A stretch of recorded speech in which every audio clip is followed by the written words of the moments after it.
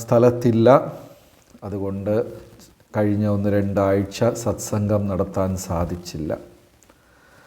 എല്ലാ സജ്ജനങ്ങൾക്കും വിനീതമായ പ്രണാമം.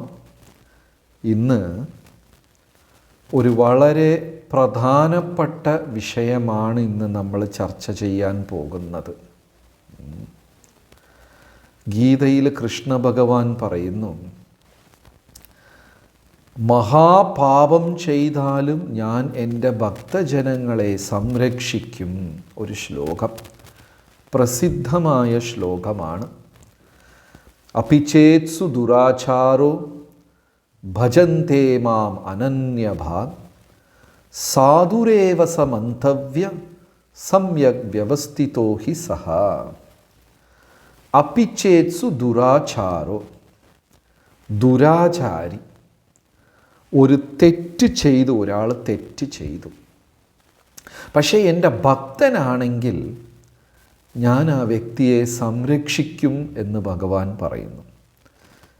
ഇപ്പം നമ്മുടെ ക്ലാസ്സിൽ 300ഓളം ആൾക്കാരുണ്ട്. തെറ്റ് ചെയ്യാത്ത ആരെങ്കിലും ഉണ്ടോ? വളരെ സന്തോഷം. 9-ാം അധ്യായം ഗീതയിൽ 30-ാമത്തെ ശ്ലോകമാണ് ഇത്. 9:30. അപിചേത്സു ദുരാചാരോ, തെറ്റ് ചെയ്യാത്ത ആരുമില്ല.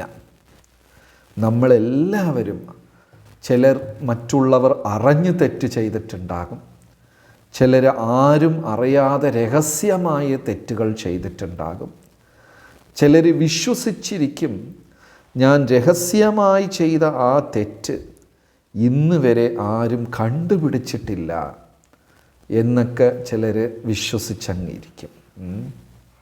എല്ലാവരും തെറ്റ് ചെയ്തിട്ടുണ്ട്. പുരാണങ്ങളിൽ ആചാര്യന്മാർ പറയുന്നത്, തെറ്റ് ചെയ്യാത്ത പുരുഷൻ ഒരാളേ ഉള്ളൂ, അത് ശ്രീരാമചന്ദ്രമൂർത്തി മാത്രം എന്നാണ് പറയുന്നത്. അതുകൊണ്ടാണ് ശ്രീരാമചന്ദ്രമൂർത്തിക്ക് പുരുഷോത്തമൻ എന്ന പേര്, പുരുഷന്മാരിൽ ഉത്തമൻ എന്ന പേര്. എല്ലാവരും തെറ്റ് ചെയ്തിട്ടുണ്ട്. ശരി, എങ്ങനെയാണ് ഇതിന് മാപ്പ് കിട്ടുക? വളരെ പ്രധാനമാണ്. അറിയാതെ ചെയ്ത തെറ്റിന് മാപ്പ് ഉറപ്പാണ്. നമ്മൾ അറിഞ്ഞില്ല. ഈ തെറ്റിൻ്റെ കാഠിന്യം 3 തലത്തിലാണ് വിഭജിച്ചിരിക്കുന്നത്. അറിയാതെ ചെയ്യുന്ന തെറ്റ്, അറിഞ്ഞ് പക്ഷെ നിവർത്തിയില്ലാതെ ചെയ്യുന്ന തെറ്റ് 2, 3 അറിഞ്ഞ് മനഃപൂർവ്വം തെറ്റ് ചെയ്ത് അത് ശരിയെന്ന് ന്യായീകരിക്കുന്ന ഒരാൾ. ഇത് വളരെ മോശമാണ്.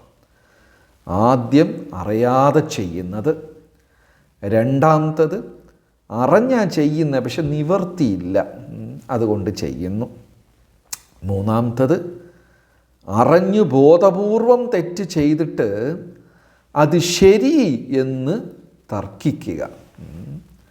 ചിലർ പറയുന്നു സൗണ്ട് കേൾക്കുന്നില്ല എന്ന്. കേൾക്കുന്നുണ്ടോ ക്ലിയറായിട്ട്? Okay, thank you. ശരി, അറിയാതെ ചെയ്ത തെറ്റുകൾക്കൊക്കെ മാപ്പുണ്ട്, ഭഗവാൻ ക്ഷമിക്കും. ഇപ്പോൾ അറിഞ്ഞ് ചെയ്ത തെറ്റ്, ഇതൊരു സൈക്കോളജിക്കൽ ഒരു ലെസനാണ്. നമ്മൾ നമ്മുടെ അടുത്ത് തന്നെ ഒരു ചോദ്യം ചോദിക്കുക, ഞാൻ എൻ്റെ ജീവിതത്തിൽ അറിയാതെ ചെയ്ത തെറ്റുകളാണോ കൂടുതൽ, അറിഞ്ഞ് ചെയ്ത തെറ്റുകളാണോ കൂടുതൽ എന്ന് നോക്കിക്കഴിഞ്ഞാൽ അത്ഭുതപ്പെടും. നമ്മൾ അറിഞ്ഞു ചെയ്ത തെറ്റുകളാണ് കൂടുതൽ, അറിയാതെ ചെയ്തത് വളരെ കുറവാണ്.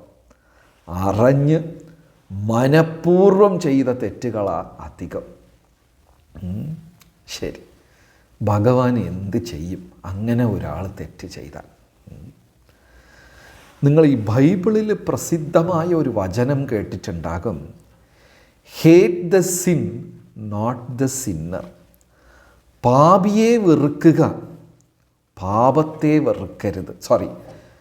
പാപത്തെ വെറുക്കുക, പാപിയെ വെറുക്കരുത് എന്നൊരു പറഞ്ഞപ്പോൾ തിരിഞ്ഞുപോയി.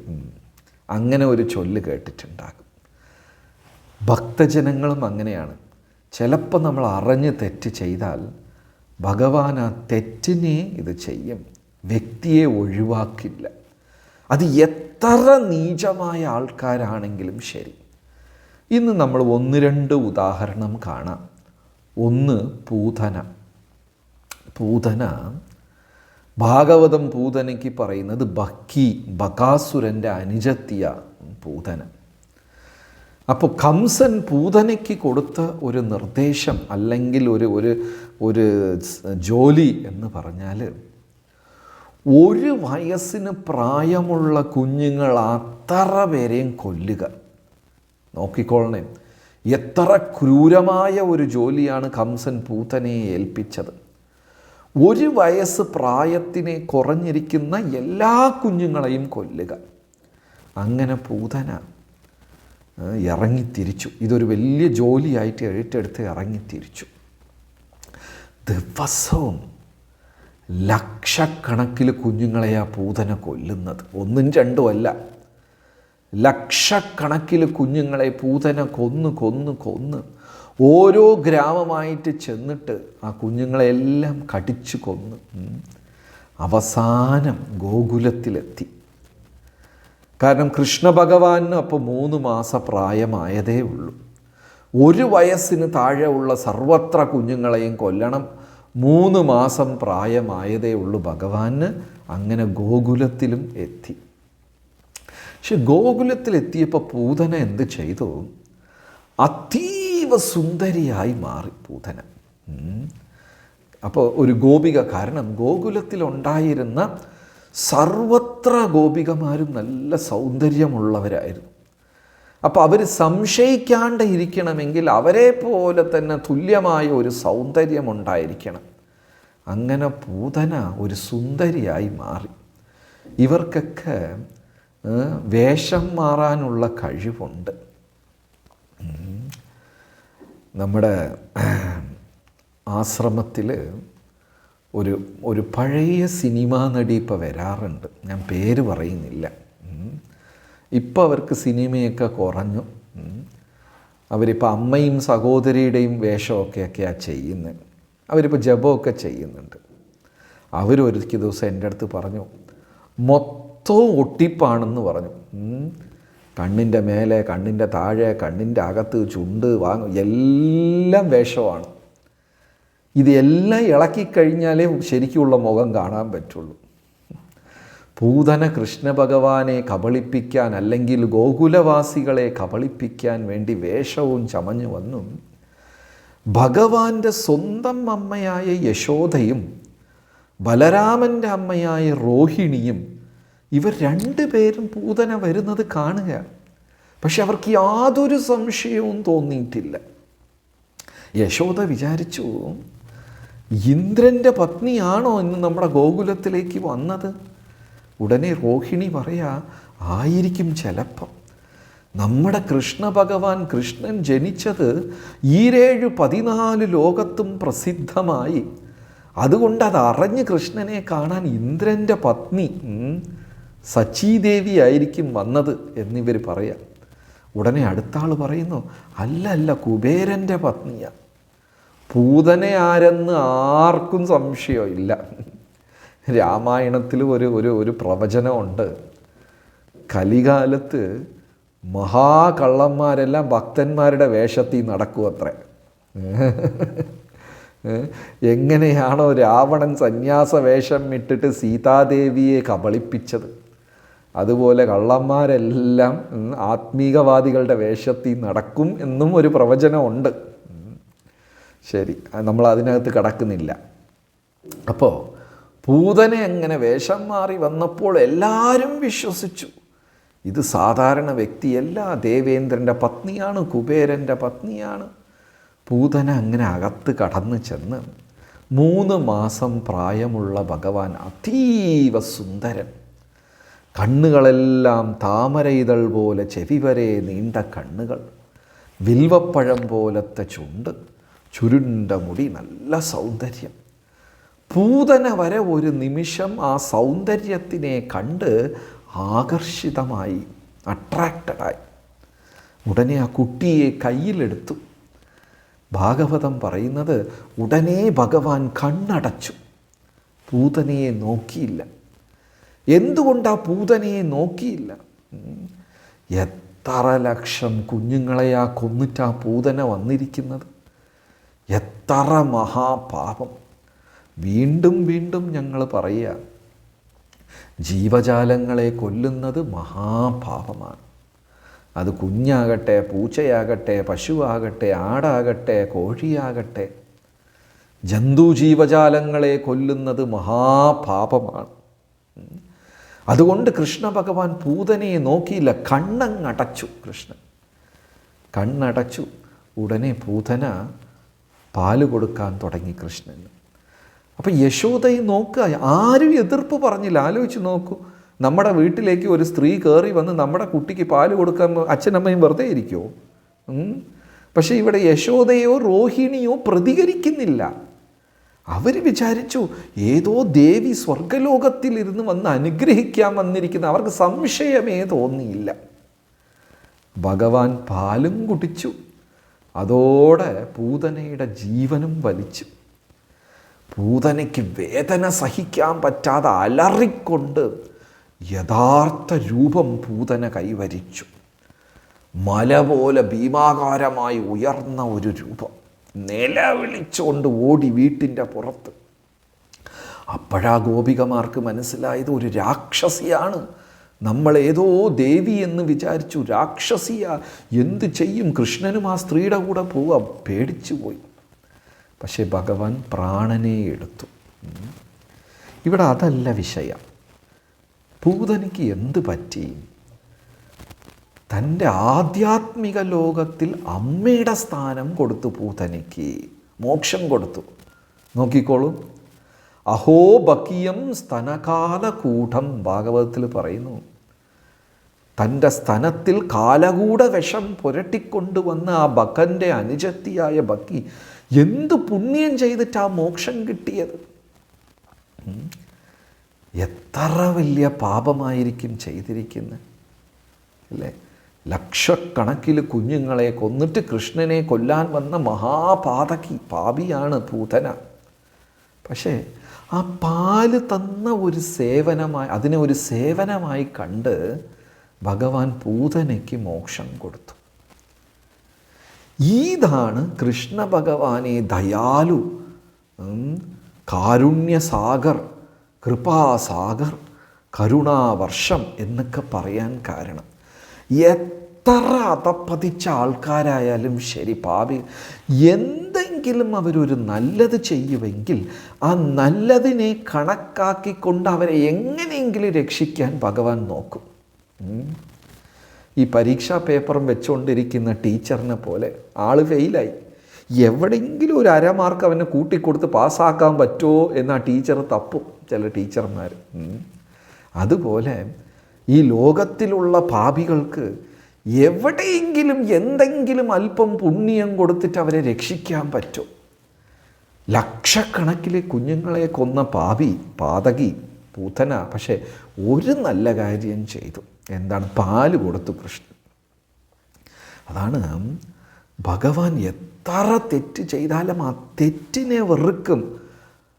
അവരെ ഒതുക്കാൻ ശ്രമിക്കുകയില്ല. രാക്ഷസിമാരെ പോലും ഒതുക്കാൻ ഭഗവാൻ ശ്രമിക്കില്ല. എങ്ങനെയെങ്കിലും അവരെ രക്ഷിക്കുക. അതുകൊണ്ടാണ് ചൈതന്യ മഹാപ്രഭു ഈ ഒരു സ്വഭാവത്തിനെ, ഈ ഒരു ഗുണത്തിനെ എടുത്തുകൊണ്ടാണ് അവതരിച്ചത്. എന്തെങ്കിലും നന്മ കൊടുത്ത് ഇവരെ രക്ഷിക്കാം, എന്തെങ്കിലും നന്മ ചെയ്തിട്ട് ഈ ജനങ്ങളെ രക്ഷിക്കാം. പൂതനയെ പോലും ഭഗവാൻ രക്ഷിച്ചു. ഇനി അടുത്ത ഉദാഹരണം രാമായണത്തിൽ. യുദ്ധം കഴിഞ്ഞു, രാമരാവണ യുദ്ധം കഴിഞ്ഞു. എവിടെ നോക്കിയാലും ജഡം. രാക്ഷസന്മാരും വാനരന്മാരും മരഞ്ചെടികൊടികളും പർവ്വതങ്ങൾ പൊട്ടി കോടാനുകോടി വ്യക്തികളാണ്, ജീവന്മാരാണ് ഈ രാമരാവണ യുദ്ധത്തിൽ മരിച്ചത്. ഇന്ന് വരെ ഭൂമിയിൽ അങ്ങനെ ഒരു യുദ്ധം ആരും കണ്ടിട്ടില്ല. ഘോരമായ യുദ്ധം, രാമരാവണ യുദ്ധം. ആരുമേ ഇതുപോലെ ഒരു യുദ്ധത്തിനെ കണ്ടിട്ടില്ല. യുദ്ധം കഴിഞ്ഞു, രാവണൻ വധിക്കപ്പെട്ടു. എവിടെ നോക്കിയാലും രാക്ഷസരുടെ ശരീരം, വാനരന്മാരുടെ ശരീരം. അതുമാത്രമല്ല, ഈ ഹനുമാൻ യുദ്ധം ചെയ്യുന്ന സമയത്ത് കൈ കിട്ടുന്നതെല്ലാം പറിച്ചെടുത്ത് എറിയും. അങ്ങനെയാണ് യുദ്ധം ചെയ്തത്. അവിടെ ചുറ്റിയിരുന്ന പർവ്വതമെല്ലാം പിഴുതെടുത്താണ് ഈ രാക്ഷസന്മാരുടെ പുറത്തെറിഞ്ഞത്. വലിയ വലിയ മരങ്ങളെ വേരോട് പിഴുതെടുത്താണ് എറിഞ്ഞത്. ഭഗവാൻ പറഞ്ഞു യമൻ്റെ അടുത്ത്, രാവണനും രാവണൻ്റെ പുത്രന്മാരും കുടുംബവും ഒഴികെ, സഹോദരന്മാരൊഴിയെ ബാക്കി അത്ര രാക്ഷസന്മാരെയും പുനർജീവിപ്പിക്കണം, വാനരന്മാരെ പുനർജീവിപ്പിക്കണം, അവർ പിഴുതെടുത്ത മരങ്ങളെല്ലാം പൂർവസ്ഥിതി പ്രാപിക്കണം, പർവ്വതങ്ങളെല്ലാം അതേ സ്ഥാനത്ത് തിരിച്ചു പോകണം. കാരണം ഇവരാരും തന്നെ പാപം ചെയ്തവരല്ല. അവർ ചെയ്ത തെറ്റെന്താണ്? രാവണൻ്റെ അനുയായികളായതാണ് അവർ ചെയ്ത തെറ്റ്. അല്ലാതെ അവർ ഒരു തെറ്റും ചെയ്തിട്ടില്ല. അത്ര ജീവജാലങ്ങൾക്കും തിരിച്ചു മോക്ഷപ്രാപ്തി കൊടുക്കണം എന്ന് ഭഗവാൻ ആവശ്യപ്പെട്ടു. എല്ലാവരെയും തിരിച്ചു ഉപേക്ഷിക്കുന്നില്ല ഭഗവാൻ, ഉപേക്ഷിക്കുന്നില്ല. നമ്മൾ ഓരോരുത്തരും ഭഗവാനെ മറന്ന് ഈ ഭൂമിയിൽ ചുറ്റി നടക്കുമ്പോൾ ഭഗവാൻ നോക്കുന്നത് നമ്മുടെ ശശി പിള്ളൈ സാർ എന്ന് എൻ്റെ ലോകത്ത് തിരിച്ചു വരും, രാജീവ് നായർജി എന്ന് തിരിച്ചു വരും, സജീവൻ സാർ എന്ന് തിരിച്ചു വരും, പ്രസന്നകുമാരി അമ്മ എന്ന് തിരിച്ചു വരും, സന്തോഷ് കുമാർജി എന്ന് ഇതാണ്. അതായത് ഒരു ആട്ടിടയനെ പോലെ, പശുക്കളെ മേയ്ക്കുന്നവനെ പോലെ 100 പശുവിൽ 1 നഷ്ടപ്പെട്ടു 99 ബാക്കിയുണ്ട് എന്ന് തൃപ്തിയോടെ പോവില്ല. ആ നഷ്ടപ്പെട്ട ഒന്നിനെ അന്വേഷിച്ചു പോകും. നമ്മളും മറന്നിട്ട് വന്നതാണ്. നമ്മൾ ഭാഗവതത്തിൽ പറയുന്നു, ഗർഭത്തിനകത്ത് കുഞ്ഞായി കിടന്നപ്പോൾ നമ്മളെല്ലാവരും പരമാത്മാവിനെ കണ്ടു. പരമാത്മാവിനെ കണ്ടിട്ട് നമ്മൾ എന്താ പറഞ്ഞ്, ഭഗവാനെ ഇനി ഞാൻ മറക്കില്ല, ഇനി മറക്കില്ല, ഈ ജന്മത്തിൽ ഞാൻ അങ്ങേ ഓർക്കും, സത്യം സത്യം എന്ന് സത്യം ചെയ്തിട്ട് പുറത്ത് വന്നപ്പോൾ എല്ലാം നമ്മൾ മറന്നു. ഭഗവാൻ നമ്മുടെ വരവിന് വേണ്ടി കാത്തിരിക്കുക. പൂതനെ പോലും ഭഗവാൻ തിരിച്ചു കൊണ്ടുപോയി. എന്തെങ്കിലും ഒരു നന്മ ചെയ്താൽ, ജപം ചെയ്തോ, അവരെങ്ങനെയെങ്കിലും തിരിച്ചു കൊണ്ടുപോവുക. അടുത്ത ഉദാഹരണം അജാമിളൻ. അജാമിളൻ നല്ല ഒരു ബ്രാഹ്മണ കുടുംബത്തിൽ ജനിച്ചതാണ്. ഭാഗവതത്തിൽ പറയുന്നു, അജാമിളൻ്റെ നാട് കന്യാകുബ്ജം, ഇന്നത്തെ കാൺപൂർ, കനൗജ്, ഇന്ന് കാൺപൂർ. കാൺപൂർ ഏത് സ്റ്റേറ്റിലാണ്? മഹാരാഷ്ട്രയാണോ മധ്യപ്രദേശാണോ? ജോഗ്രഫിയിൽ ഞാൻ വളരെ വീക്കാണ്. കാൺപൂർ എവിടെയോ ആണ്, മഹാരാഷ്ട്രയോ മധ്യപ്രദേശോ എവിടെയൊക്കെയാണ്. എവിടെ? മാറ്റിയോ? ഇപ്പോൾ അവർ അങ്ങോട്ട് കൊണ്ടുപോയാ? Thank you. ഉത്തർപ്രദേശിലാണ് കാൺപൂർ. ഈ കന്യാകുബ്ജം, പഴയ പേര് കാൺപൂർ, അവിടെയാണ് അജാമിളൻ്റെ ജനനം. നല്ല ഒരു ബ്രാഹ്മണ കുടുംബത്തിൽ അജാമിളൻ്റെ അച്ഛൻ എന്ന് പറയുന്നത് വളരെ വളരെ വലിയ ഒരു പുരോഹിതനായിരുന്നു. ബ്രാഹ്മണ്യം കൃത്യമായി. ഈ ബ്രാഹ്മണ്യം എന്നൊക്കെ ഇന്ന് പരിഹാസത്തിൽ പറയാറുണ്ട്. ബ്രാഹ്മണ്യം എന്ന് വെച്ചാൽ ഒന്നുമല്ല. എന്താ അർത്ഥം? അച്ചടക്കത്തോട് ദൈവത്തിനെ ആരാധിക്കുന്നവൻ, അത്രയേ ഉള്ളൂ. ബ്രഹ്മജ്ഞാനം ലഭിച്ചവൻ, ഈശ്വരനെ മനസ്സിലാക്കിയ വ്യക്തി, അത് അച്ചടക്കത്തോട് എന്ത് ചെയ്യും? വൃത്തിക്ക് അതങ്ങ് സൂക്ഷിക്കും. ആരാണ് ബ്രാഹ്മണൻ? ഭക്ഷണം കഴിച്ച ഉടനെ കൈ കഴുകും. ആരാണ് ശൂദ്രൻ? കഴിച്ച ഉടനെ ഉടുപ്പിൽ തേച്ചിട്ട് അങ്ങോട്ട് പോകും. അത്രയേ ഉള്ളൂ. വേറെ വലിയ വ്യത്യാസമൊന്നുമില്ല. അച്ചടക്കത്തോട് ദൈവത്തിനെ അനുസരിക്കുന്ന ഒരാൾ ബ്രാഹ്മണൻ. നല്ല ഒരു ബ്രാഹ്മണ പുരോഹിതൻ്റെ മകനായിരുന്നു അജാമിളൻ. അപ്പോൾ നല്ല സുന്ദരിയായ ഭാര്യ, കുട്ടികളുമുണ്ട് അജാമിളന്. നല്ല ബ്രാഹ്മണി സ്ത്രീ. ഈ അജാമിളൻ ഒരു ദിവസം അച്ഛൻ പറഞ്ഞു, പൂജയ്ക്കായിട്ട് കാട്ടിൽ ചെന്ന് കുറച്ച് ദ്രവ്യങ്ങൾ ശേഖരിച്ച് കൊണ്ടുവരാൻ പറഞ്ഞു. അജാമിളൻ കാട്ടിപ്പോയി. ദ്രവ്യങ്ങൾ, പൂക്കളും പഴമൂലാദികളും ഇതെല്ലാം ശേഖരിക്കാനായിട്ട് അങ്ങോട്ട് കാട്ടിൽ പോയി. അവിടെ പോയപ്പോൾ വളരെ താഴ്ന്ന കുലത്തിൽ ഉള്ള ചിലർ, ഒരു സ്ത്രീയും പുരുഷനും സംഘം ചെയ്യുന്നത് ഈ അജാമിളൻ കണ്ടു.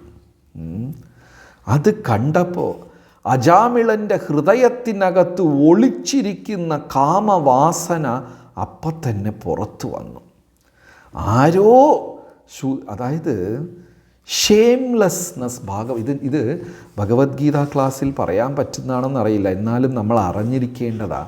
ഷെയിംലെസ്നെസ്, നാണമില്ലായ്മ. നാണം നമ്മളെ സംരക്ഷിക്കുന്ന ഒരു വേലിയാണ്.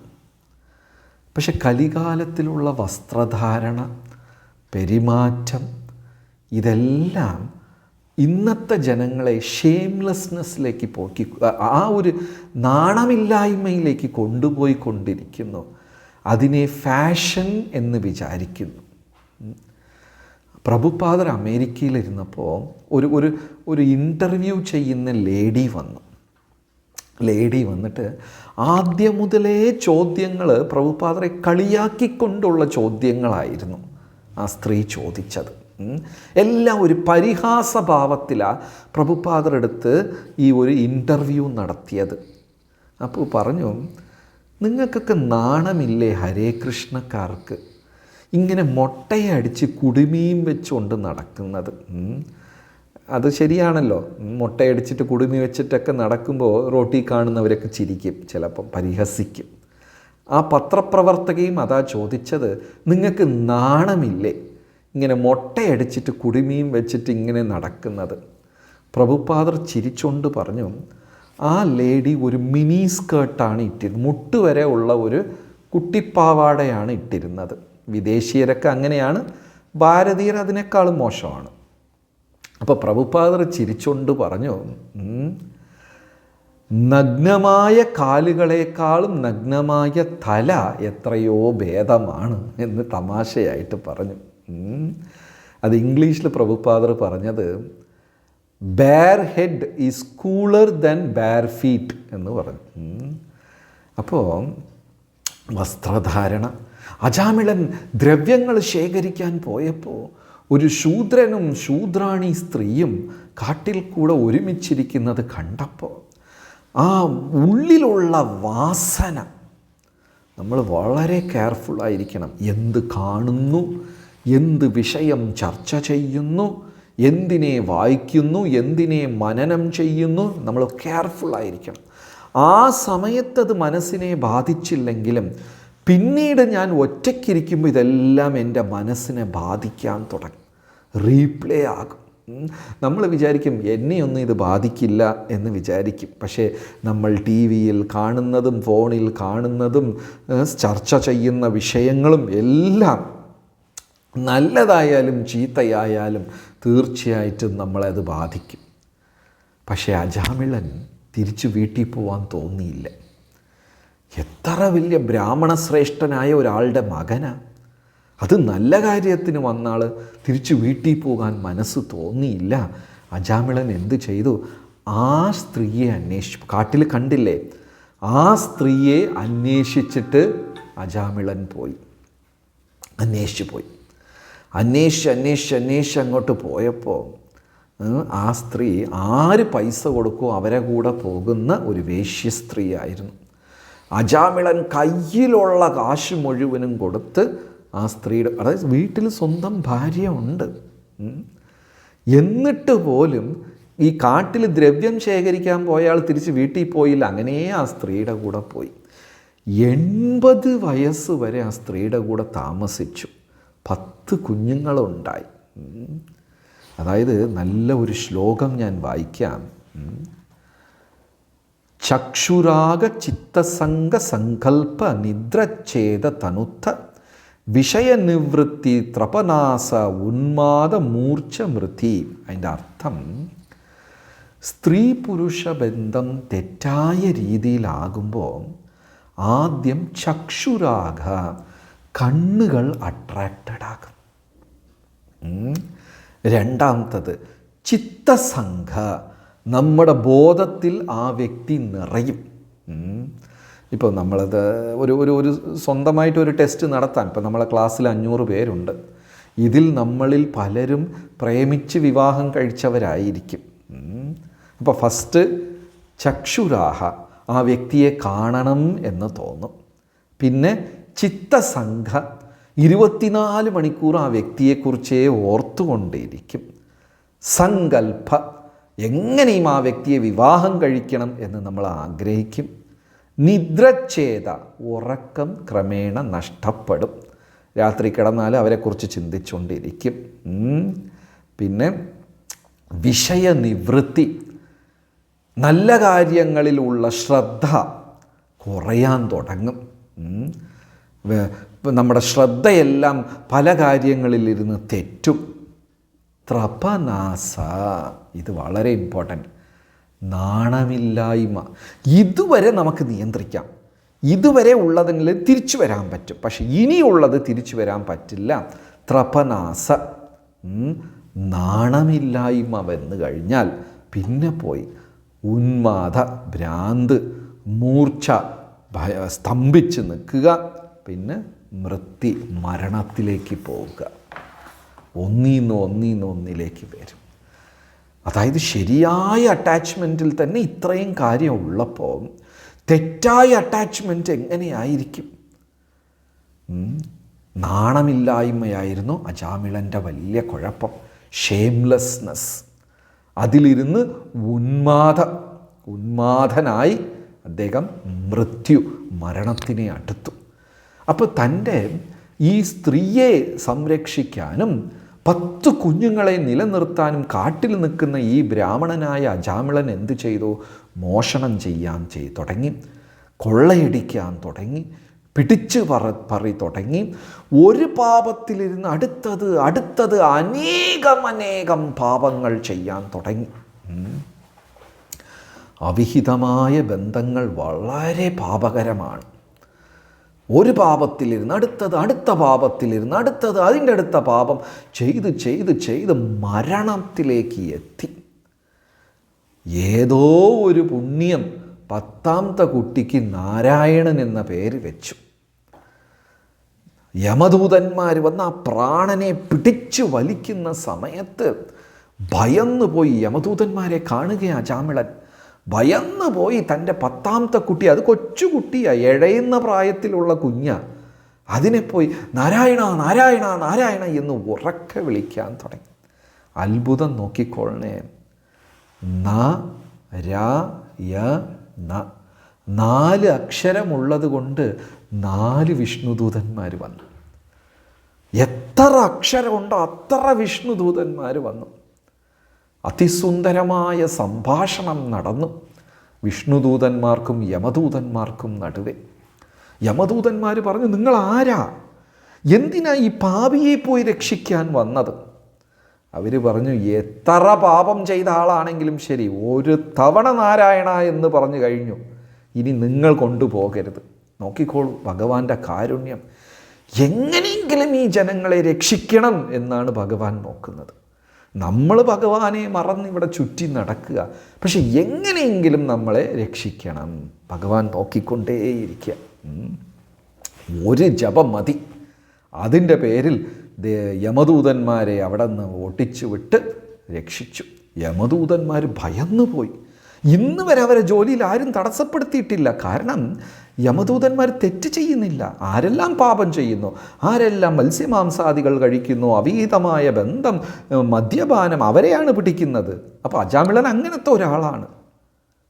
പക്ഷേ വിഷ്ണുദൂതന്മാർ വന്ന് തടസ്സപ്പെടുത്തിയപ്പോൾ ഇവരാദ്യമായിട്ടാണ് ഇതാരാ എന്ന് ചോദിച്ചു. അപ്പോൾ യമരാജൻ പറഞ്ഞു, ആരെല്ലാം കഴുത്തിൽ തുളസിമാല ധരിച്ചിരിക്കുന്നു, ഞാൻ ഒന്ന് പുറത്തെടുത്തിട്ടോട്ടെ, ആരെല്ലാം കഴുത്തിൽ തുളസിമാല ധരിച്ചിരിക്കുന്നു, ഭഗവാന്റെ നാമം നാവിൽ ഉച്ചരിക്കുന്നു, എന്തെങ്കിലും സേവനം, ആ പ്രദേശത്തേ നിങ്ങൾ പോകരുത് എന്ന് യമരാജൻ യമദൂതന്മാരെടുത്ത് പറഞ്ഞു. പിന്നെ വിഷ്ണുദൂതന്മാർ അജാമിളനെ കൊണ്ടുപോയി ഹരിദ്വാറിൽ വിട്ടു. ഇനി അല്പകാലം നാമം ജപിച്ചിട്ട് സേവനം ചെയ്ത് തിരിച്ചു വരാൻ പറഞ്ഞു. അപ്പോൾ ഭഗവാൻ രാക്ഷസന്മാരെ, നീചന്മാരെ, പാപികളെ ആരെയും വെറുക്കുന്നില്ല. അനേകം ഉദാഹരണങ്ങളുണ്ട് ഭഗവാൻ എല്ലാവരെയും രക്ഷിക്കാൻ ശ്രമിച്ചത്. എങ്ങനെ ഹിരണ്യകശിപുവിനും മോക്ഷം കിട്ടി. പ്രഹ്ലാദൻ ചെന്ന് പ്രാർത്ഥിച്ചു നരസിംഹമൂർത്തിയെടുത്ത്, എൻ്റെ അച്ഛൻ രാക്ഷസനാ, ശരിയാ, പക്ഷേ എങ്ങനെയെങ്കിലും മാപ്പ് കൊടുക്കണം എന്ന് പ്രാർത്ഥിച്ചു. അങ്ങനെ രക്ഷിച്ചു. അപ്പോൾ തൻ്റെ ഓരോ ഭക്തരും തിരിച്ചു വരണം. ഇപ്പം നമ്മളെല്ലാവരുടെ ഹൃദയത്തിലും ഭഗവാൻ പരമാത്മാവായിട്ടുണ്ട്. എന്ന് നമ്മൾ തിരിച്ചു പോകും എന്ന് ഭഗവാൻ കാത്തിരിക്കുകയാണ്. ഹരേ കൃഷ്ണ, നന്ദി, നമസ്കാരം. എന്തെങ്കിലും ഞാൻ 1-2 ക്വസ്റ്റ്യൻസ് കണ്ടു ചാറ്റ് ബോക്സിൽ. പിന്നെ ഈ അടുത്ത ശനി ഞായറും തിരുവനന്തപുരത്ത് കൃഷ്ണബലരാമ ക്ഷേത്രത്തിൽ ബ്രഹ്മോത്സവം നടക്കുകയാണ്. നിങ്ങളെല്ലാവരെയും ക്ഷണിച്ചു കൊള്ളുന്നു. സമയം കിട്ടുന്നതനുസരിച്ച് എല്ലാവരും വരിക. ഓക്കെ. എന്താ ചോദ്യം? മരം ചെടികൊടികൾക്ക് ഇതില്ലേ? ജീവൻ ഉണ്ട്. മരത്തിനും ചെടികൊടികൾക്കും ജീവനുണ്ട്. പക്ഷെ പഴങ്ങളും പച്ചക്കറികളും നമ്മുടെ ശരീരത്തിൽ മുടിയും നഖത്തിനെ പോലെയാണ്. മുടി വെട്ടിയാൽ നമ്മൾ ചാവില്ല, മരിക്കില്ല, മുടി വീണ്ടും വളരും. നഖം വെട്ടിയാലും നമ്മളാരും മരിക്കത്തില്ല, നഖം വീണ്ടും വളരും. അതേപോലെ മരത്തിലിരുന്ന് പഴമോ ചക്കയോ പറിച്ചാൽ മരം ചാവില്ല, അതിനെ വേരോട് പിഴുതെടുത്താലേ ഉള്ളൂ. അപ്പം കഴിവതും നമ്മൾ അങ്ങനത്തെ ധാന്യമൊക്കെയാണ് കഴിക്കുന്നത്. അപ്പം അങ്ങനെ കൊല്ലുന്നില്ല ചെടികൊടികളെ. അതുകൊണ്ട് അത് കുഴപ്പമില്ല. പക്ഷേ മത്സ്യമാംസാദികൾ, കോഴി, ഇതെല്ലാ ജീവനും മഹാപാപമാണ് അത് കഴിക്കുന്നത്. ശരി, അടുത്ത ചോദ്യം. ഉറക്കത്തിൽ മരിച്ചാൽ എവിടെ പോകും? അതൊന്നും നമ്മൾ വിഷമിക്കണ്ട.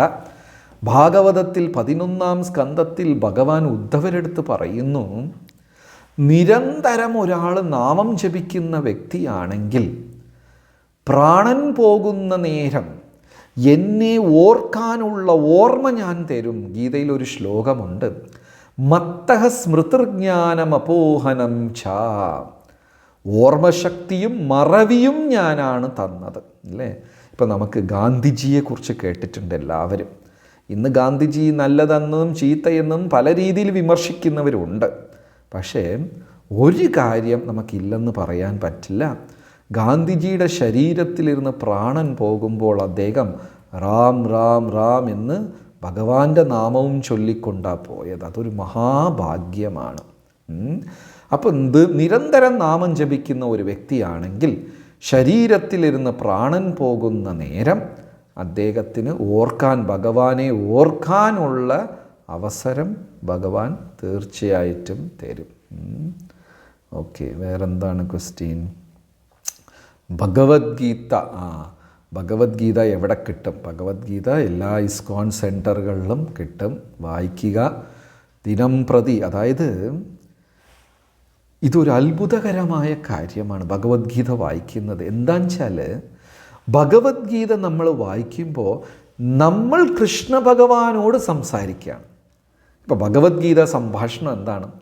അർജുനൻ ചോദ്യങ്ങൾ ചോദിക്കുന്നു, കൃഷ്ണ ഭഗവാൻ കുരുക്ഷേത്ര ഭൂമിയിൽ അർജുനന് മറുപടി തന്നുകൊണ്ടിരിക്കുകയാണ്. ഇപ്പോൾ ഞാനൊരു ഗീതാ പുസ്തകം എടുത്തു വെച്ച് തുറന്ന് വായിക്കുമ്പോൾ ഇവിടെ കൃഷ്ണ ഭഗവാൻ ഉത്തരം ആർക്കാ? എനിക്ക് വേണ്ടി. ഞാൻ കൃഷ്ണനുമായി സംസാരിക്കുന്ന ഒരു സ്വകാര്യ നേരവും കൂടെയാണ് അത്. അപ്പം മനസ്സിരുത്തി വായിക്കുമ്പോൾ ചിലപ്പോൾ നമുക്ക് ചിന്തിക്കാൻ പറ്റാത്ത അമൂല്യമായ ഉത്തരങ്ങൾ ഹൃദയത്തിൽ കിട്ടും. അതുകൊണ്ട് ഗീത വായിക്കാൻ ശ്രമിക്കുക. അതെ, സസ്യബുക്കാവണം. എത്രയും പെട്ടെന്ന് നമ്മൾ സസ്യബുക്കാവണം. പുരാണങ്ങളിൽ പറയുന്നു, സംസ്കാര സമ്പന്നനായ ഒരു വ്യക്തി തീർച്ചയായിട്ടും സസ്യബുക്കായിരിക്കണം. ഹരേ കൃഷ്ണ. വളരെ സന്തോഷം. വീണ്ടും അടുത്ത സത്സംഗത്തിൽ എല്ലാവരും കാണാം.